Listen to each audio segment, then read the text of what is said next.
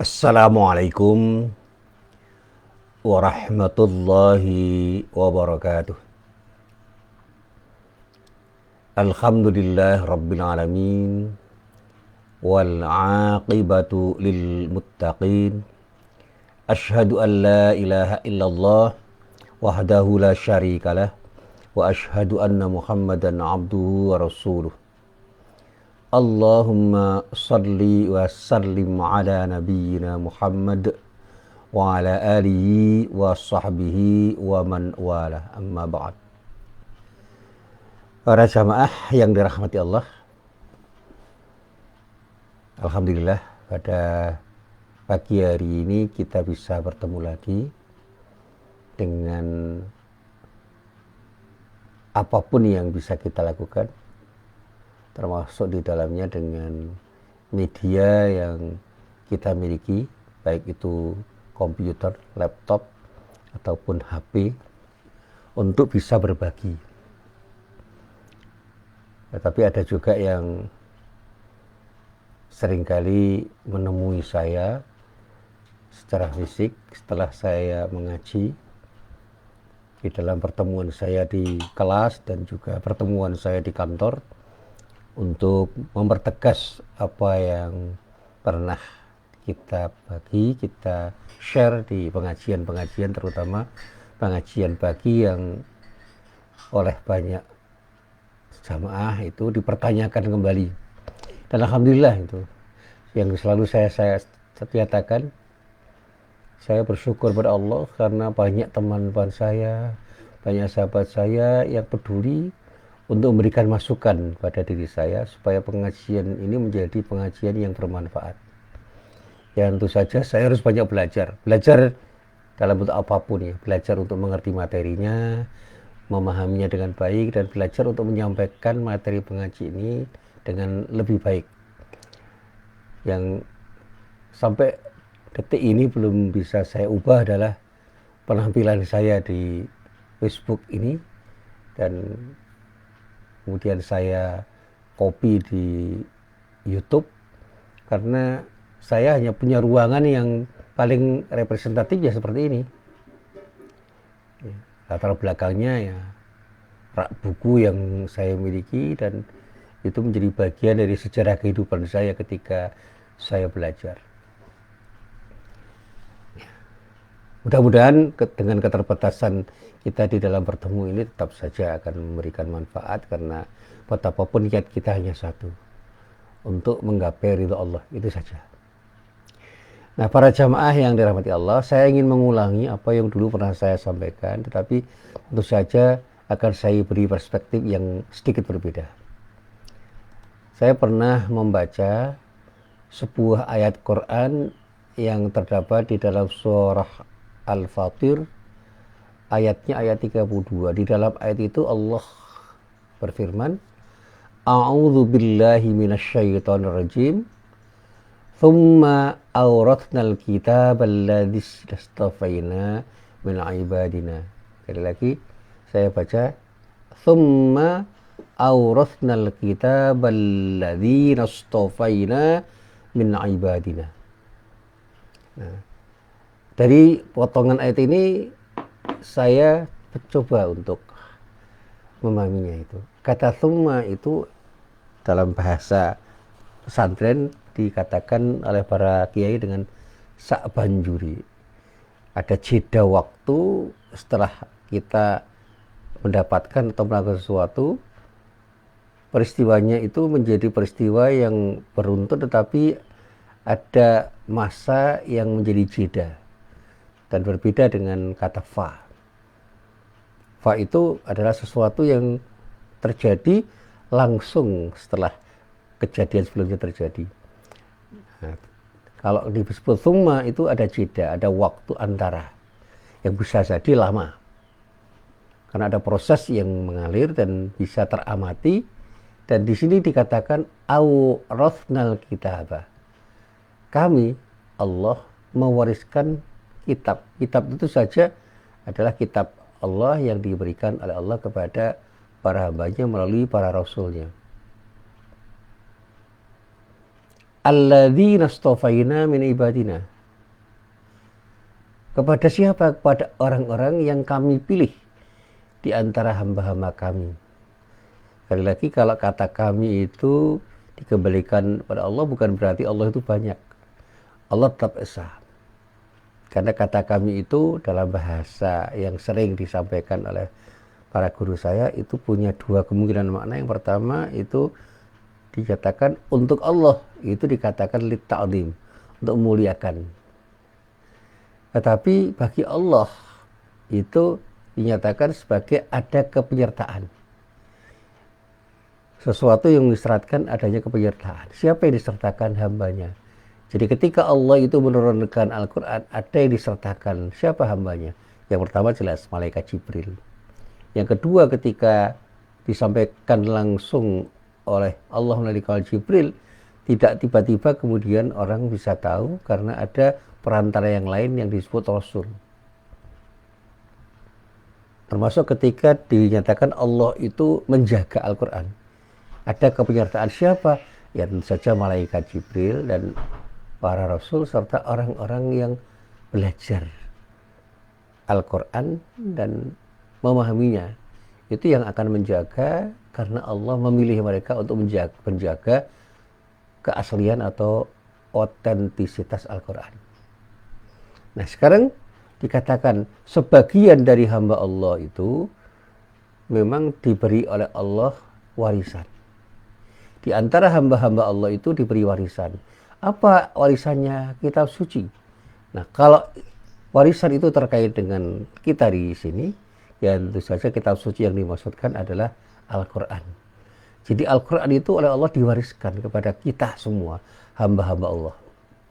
Nah, cuma terkait dengan Al-Quran yang diwariskan itu, ternyata para manusia terbagi menjadi 3 kelompok. Nah, di dalam ayat ini dikatakan, fa minhum dzalimun li nafsihi. Ada sebagian mereka yang disebut zalim li nafsihi. Lalu dikatakan, wa minhum muqtasid. Sebagian di antara mereka ada yang disebut muqtasid. Wa minhum sabiqum bil khairati biidznillah. Dan ada juga ini dikatakan sebagian dari mereka yang disebut orang yang di dalam ayat ini dikatakan sabiqum bil khairat biidznillah. Sabiq bil khairat dengan izin Allah. Dzalika huwal fadlul kabir. Yang demikian itulah sebenarnya keutamaan yang besar. Nah, para jamaah yang dirahmati Allah, setelah kitab Allah itu diturunkan, kalau kita baca sekarang ya kitab suci Al-Quran, umat pilihan itu terbagi menjadi 3. Jadi orang-orang yang diwarisi Al-Quran itu bisa terbagi jadi 3. Yang pertama, mereka yang disebut dzalimun li nafsi. Mereka yang menganiaya diri mereka sendiri. Yang kedua, muqtasid, yaitu yang berada di tengah-tengah. Yang ketiga, mereka yang selalu mengejar kebaikan atau punya jiwa untuk berkompetisi dalam rangka untuk mengejar kebaikan. Kita seringkali mendengar kata-kata fastabiqul khairat, berlomba-lombalah di dalam berbuat baik. Nah, ada orang yang sangat ideal, yaitu orang yang selalu ingin berbuat baik dan mengejar kebaikan, tapi ada orang yang moderat di tengah-tengah. Tetapi ada orang yang terpuruk, yaitu yang menganiaya diri mereka sendiri terkait dengan Al-Quran yang difirmankan oleh Allah, yang menjadi warisan bagi mereka karena Allah sengaja mewariskan kitab suci Al-Quran itu kepada diri mereka, para hamba Allah itu. Nah, mari kita baca di dalam kitab tafsir ya. Yang pertama yang saya baca adalah kitab tafsir yang ditulis oleh Imam Abu Qasim Az-Zamakhsyari. Tafsirnya bernama Al-Kasyaf.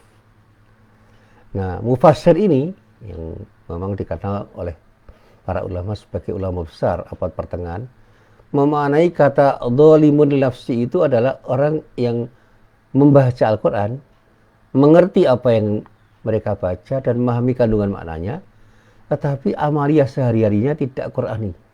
Artinya berseberangan dengan apa yang dinyatakan oleh Al-Quran.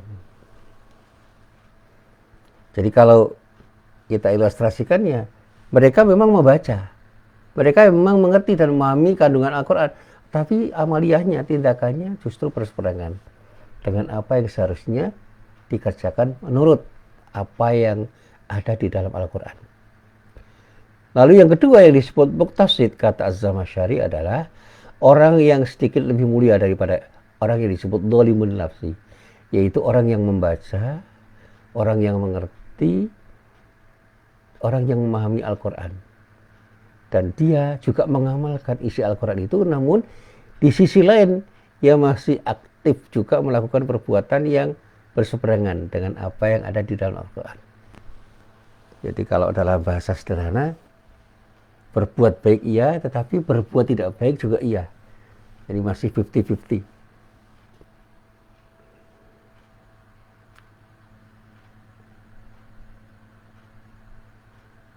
Dan yang terakhir yang disebut dengan sabiqun bil khairat adalah orang-orang yang membaca Al-Quran, mengerti Al-Quran, dan juga mengamalkan Al-Quran. Dan bersama dengan itu ia selalu berupaya untuk mendapatkan keutamaan atau yang disebut dengan fadail dari amaliyah tersebut. Jadi dia betul-betul secara optimal mengamalkan isi Al-Quran dan berusaha mendapatkan keutamaan dari amaliyah yang mereka lakukan. Misalnya ketika dia sholat, dia tidak hanya sholat tetapi berusaha untuk sholat dengan sekhusyuk mungkin. Ketika dia berbuat sesuatu, dia akan berbuat sesuatu dengan seikhlas mungkin. Ketika dia menghadapi musibah dan berusaha untuk menjadi orang yang baik dengan berbuat baik sebaik mungkin dan meninggalkan kemaksiatan, dia punya keinginan untuk bersikap sabar dengan sesabar-sabarnya. Dan ketika mendapatkan kenikmatan Allah, dia senantiasa ingin bersyukur dengan sikap syukur yang sebaik-baiknya. Dan masih banyak lagi keutamaan-keutamaan yang akan dia usahakan untuk dia lakukan. Perbuatan baik yang diamalkan tidak ada yang wajib, yang sunnah pun dikerjakan seoptimal mungkin. Bahkan perbuatan yang mubah pun diupayakan untuk menjadi perbuatan yang membantu dirinya untuk bisa beramal soleh dengan sebaik-baiknya.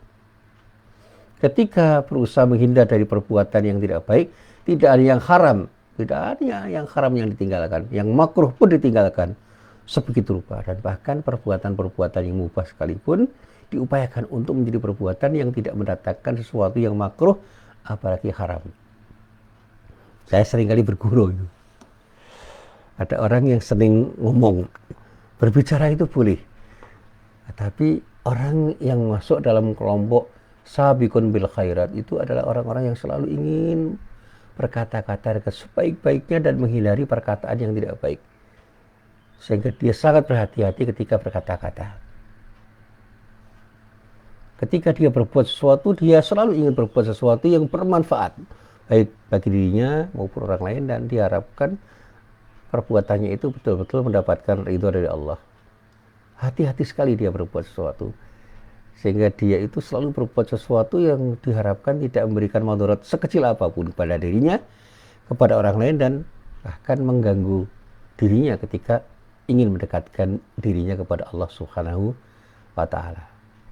Jadi ibaratnya orang yang masuk dalam kelompok ketiga yang disebut sabiqun khairat itu adalah orang yang secara optimal menggunakan potensinya untuk beramal soleh dan betul-betul ingin terhindar dari segala macam perbuatan maksiat sekecil apapun, sehingga hidupnya itu selalu hanya ingin diisi dengan perbuatan yang baik dan dihindarkan semua perbuatan yang tidak baik dalam bentuk tindakan apapun dan ucapan apapun.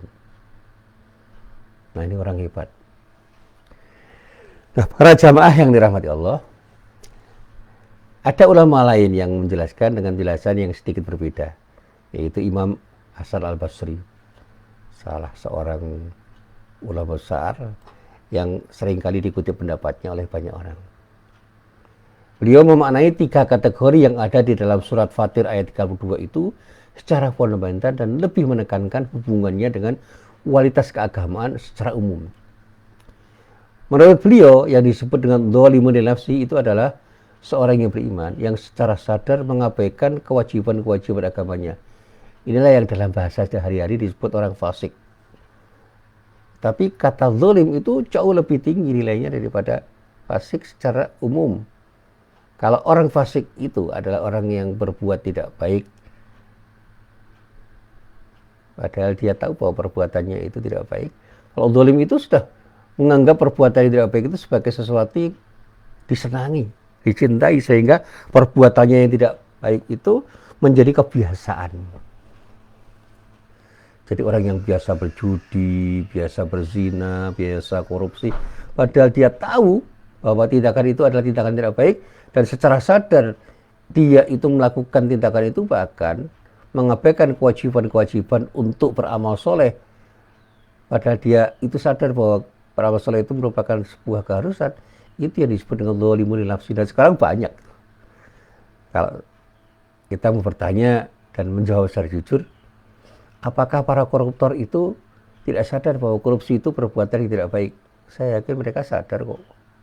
Karena di antara mereka itu banyak yang tahu, bahkan belajar agama, yang suka menipu, yang suka melakukan tindakan manipulatif, yang suka berbohong itu tahu. Tapi mereka secara sadar mengabaikan kewajiban-kewajibannya untuk bersikap jujur. Ini yang disebut dengan dzalimun li nafsi. Nah, kelompok yang kedua yang disebut muqtasid itu adalah orang-orang yang sebatas menunaikan kewajiban-kewajiban agamanya, yang sunnah belum. Jadi kata Imam Hasan al-Basri, orang-orang yang berbuat baik untuk sekedar menunaikan kewajiban-kewajiban agamanya dan belum peduli untuk menunaikan tindakan-tindakan yang bernilai sunnah, itu disebut dengan muqtasid. Nah, kemudian kata sabiqun bil khairat itu adalah orang-orang yang menambahkan amalan-amalan yang sunnah. Fadilah-fadilahnya dicari dan diutamakan untuk dikerjakan. Amalan-amalan wajibnya itu sempurna dikerjakan, dan dia berusaha untuk melengkapi semua kewajiban-kewajiban yang dilakukannya itu dengan fadilah-fadilah atau keutamaan-keutamaan yang ada di dalam perbuatan-perbuatan yang bernilai sunnah. Nah, artinya kalau kita itu memakai cara Imam Hasan al-Basri menjelaskan, ya, kalau kita itu ingin menjadi sabiqun bil khairat, sudah semua amalan sunnah kerjakan di samping perbuatan wajib. Semua yang haram tinggalkan, dan yang makruh juga ditinggalkan. Upayakan diri kita untuk menjadi orang yang tertarik, punya antusiasme untuk berbuat baik sebaik-baiknya, dan meninggalkan perbuatan maksiat sampai seoptimal mungkin. Kebalikannya adalah dzalimun nafsi itu. Dia mengaku beriman tetapi secara sadar mengabaikan kewajiban-kewajiban agamanya, sehingga tindakannya itu tidak selaras dengan imannya. Kalau muqtasid itu orang yang berada dalam masa transisi. Dia tunaikan kewajiban-kewajibannya, dia tinggalkan yang haram, tapi yang makruh-makruh masih dia kerjakan, yang sunnah-sunnah belum mereka kerjakan. Ya, orang ini orang-orang yang dikatakan baik, tapi minimalis. Nah, para jamaah yang dirahmati Allah, saya tidak ingin memberikan penilaian yang bersifat menghakimi pada dua posisi yang pertama dan kedua, ataupun untuk mengatakan serba hebat pada orang yang berada posisi sabiqun bil khairat. Karena kalau saya menghakimi bisa menunjuk pada orang. Saya hanya ingin mencoba untuk berkaca diri. Sudahkah kita itu menjadi orang yang disebut sabiqun bil khairat, atau masih dalam posisi muqtasid, atau bahkan naudzubillah min dzalik masih pada posisi dzalimun li nafsi. Kalau saya sebut tadi, para koruptor itu siapapun namanya, dimanapun dia berada, itu bisa jadi dia masuk dalam kategori dzalimun li nafsi. Karena banyak di antara mereka itu yang tahu bahwa korupsi itu perbuatan yang tercela, tetapi masih dilakukan. Nah, sementara orang-orang yang berada pada posisi muqtasid itu adalah orang-orang yang memang punya upaya untuk berbuat baik, tapi belum optimal. Punya upaya untuk tidak berbuat maksiat, tapi belum optimal. Nah, kalau kita ingin menjadi orang yang punya posisi sabiqun bil khairat, ya upayakan, optimalkan semua tindakan kita untuk menjadi orang yang selalu berbuat baik dan meninggalkan perbuatan yang tidak baik. selaras dengan potensi-potensi yang kita miliki, untuk kita gunakan semua potensi itu untuk menjadi orang yang terbaik. Dan saya katakan para jamaah, yang terpenting adalah bagaimana kita itu selalu berkaca diri, selalu bermuhasabah, dan selalu merefleksi diri untuk meningkatkan posisi diri kita pada posisi yang lebih baik dari waktu ke waktu. Ada proses kehidupan yang harus kita jalani dengan sebaik-baiknya, sehingga kita itu dari hari ke hari meningkat untuk menjadi orang yang lebih baik. Dan kita pertahankan yang baik itu, terus kita pupuk kualitas kita, tantangan kehidupan itu kita hadapi, dan pada saatnya kita lalui untuk menjadi orang yang lebih baik dari waktu ke waktu. Dan itulah satu-satunya jalan untuk menjadi orang yang disebut al-muflih, orang yang beruntung di sisi Allah. Sebagaimana yang dulu pernah saya sampaikan, orang yang baik itu orang yang dari hari ke hari amalannya lebih baik. Hari esoknya lebih baik daripada hari ini. Itu orang yang terbaik. Dan kalau kita itu masih menjadi orang yang stagnan, nah kita rugi. Saya katakan pada diri saya dan para sahabat saya, hidup ini adalah sebuah proses yang tidak pernah berakhir. A never ending process, ini kata orang-orang barat. Hidup ini itu dikatakan oleh orang barat a never ending process. Proses yang tidak pernah berakhir. Di mana hati kita itu selalu berubah-ubah. Ya, kalau dalam bahasa Arab disebut munqalib. Hari ini mungkin kita cenderung pada kebaikan. Setelah itu kita justru cenderung pada keburukan. Dan belum tentu besok pagi atau lusa kita akan lebih bisa menjadi orang yang baik. Belum tentu esok atau lusa kita mampu untuk menjadi lebih mulia.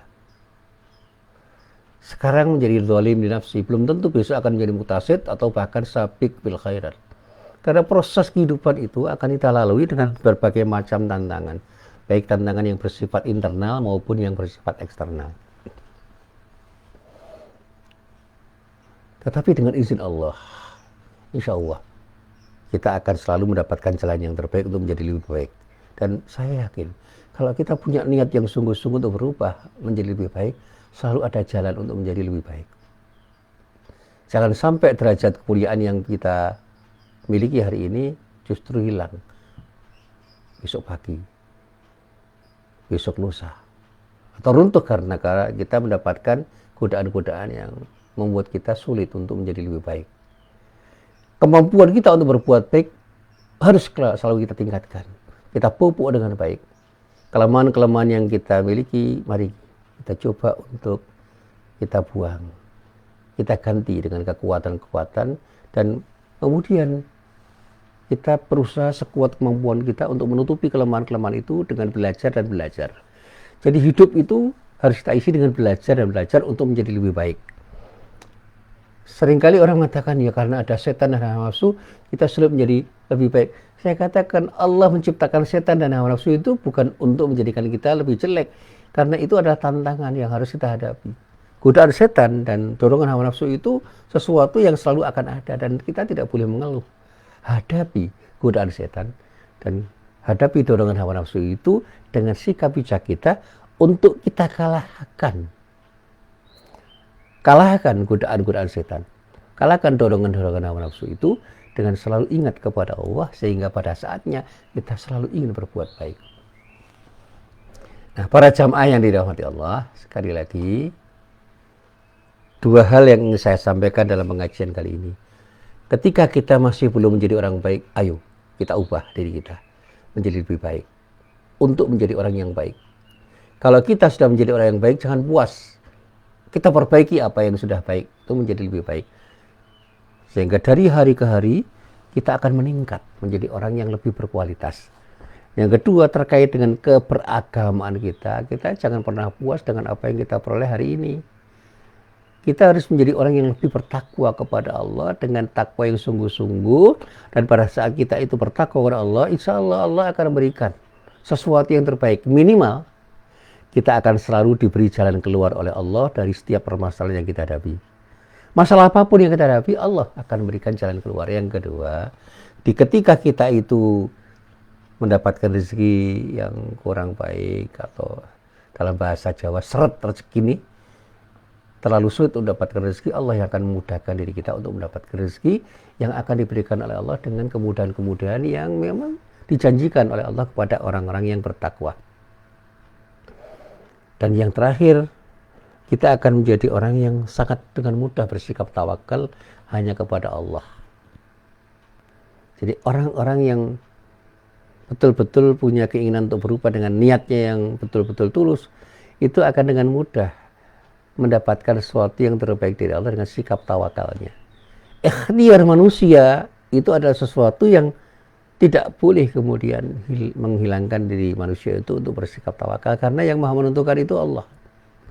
Seoptimal apapun manusia berusaha, kalau Allah itu tidak mengendaki adanya sesuatu yang dia peroleh, hasilnya tidak akan sesuai dengan apa yang diharapkan, dan bahkan harapannya bisa kosong.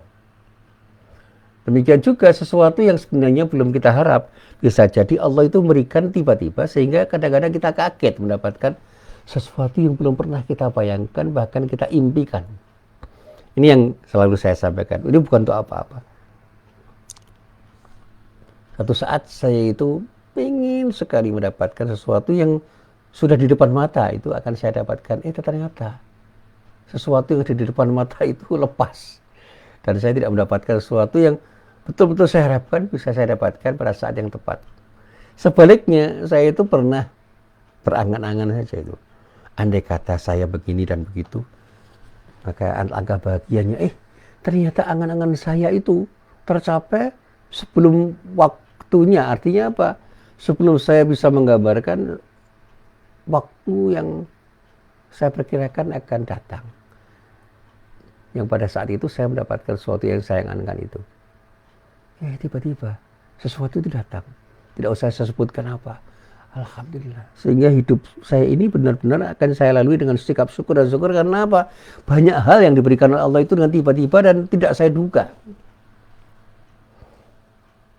Saya ambil contoh yang paling mudah, dan mudah-mudahan ini contoh yang tidak membuat kita itu tidak nyaman.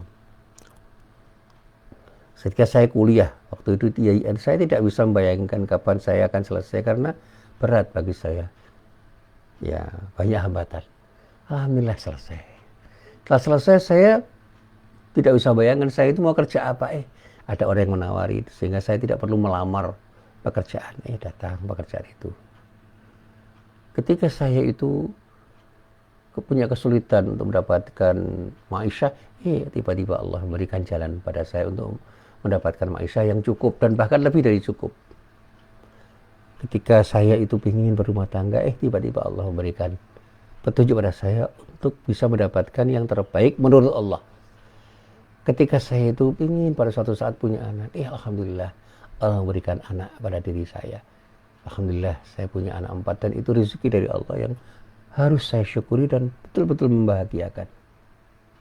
Dan masih banyak hal yang saya dapatkan, yang itu semua adalah harapan-harapan yang membahagiakan.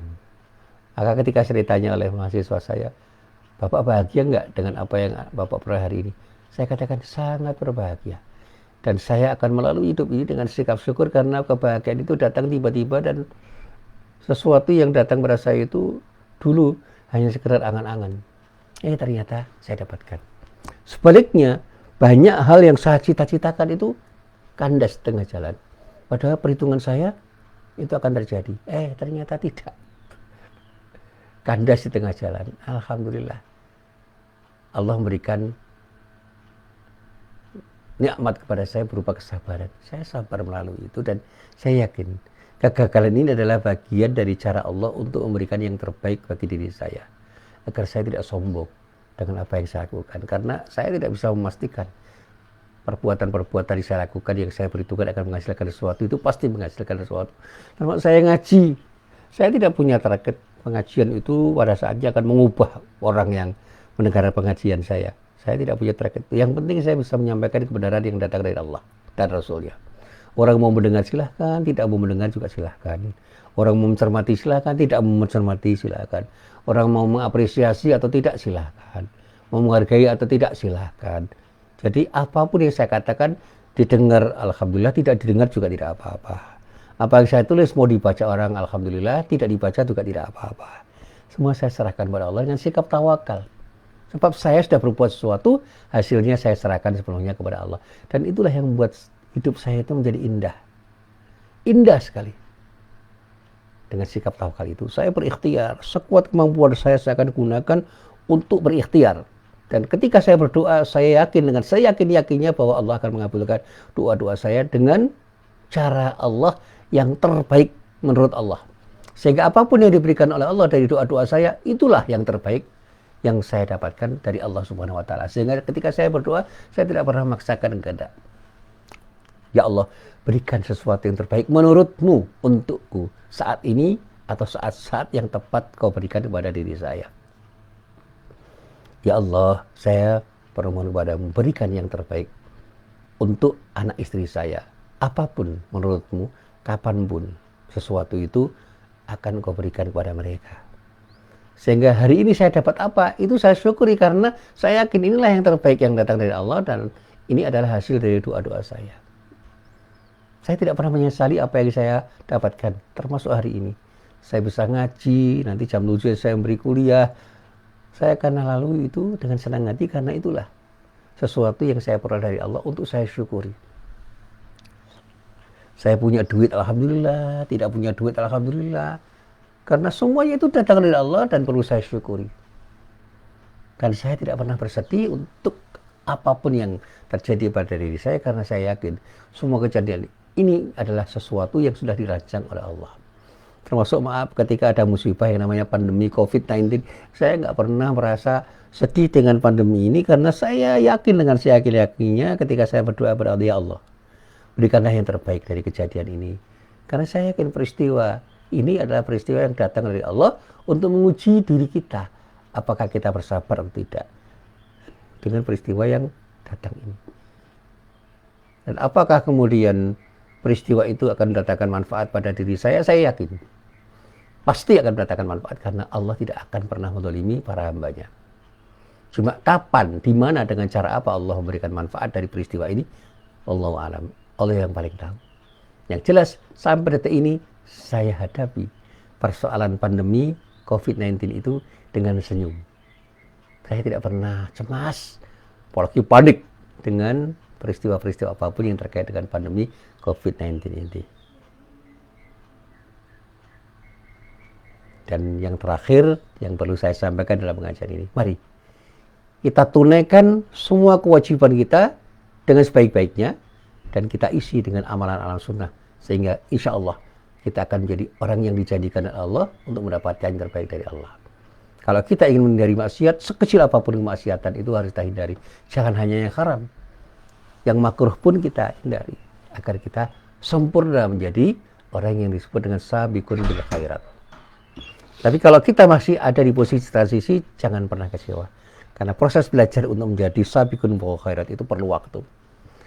Bahkan ketika kita masih berada dalam posisi dzalimun li nafsi, masih menzalimi diri kita, karena kita tahu yang benar, tetapi belum bisa mendapatkan sesuatu dengan kebenaran itu, atau kita tahu yang baik, tapi belum bisa melaksanakannya, mari kita belajar untuk keluar dari sesuatu yang tidak baik menjadi orang yang selalu hadir dengan sesuatu yang baik. Dan kalau kita sudah menjadi orang yang bisa berbuat baik, mari kita tingkatkan kebaikan yang pernah kita jalani itu menjadi sesuatu yang lebih baik dari waktu ke waktu. Kalau kita pernah berbuat baik pada diri kita sendiri, ayo kita tingkatkan kebaikan itu. Kalau kita pernah berbuat baik pada orang lain, ayo kita tingkatkan. Dan itulah yang akan menjadikan kita ada dalam posisi sabiqun bil khairat seperti yang dijanjikan oleh Allah di dalam surat Fatir ayat 32 ini. Mari kita belajar bersama-sama. Fastabiqul khairat. Wassalamualaikum warahmatullahi wabarakatuh.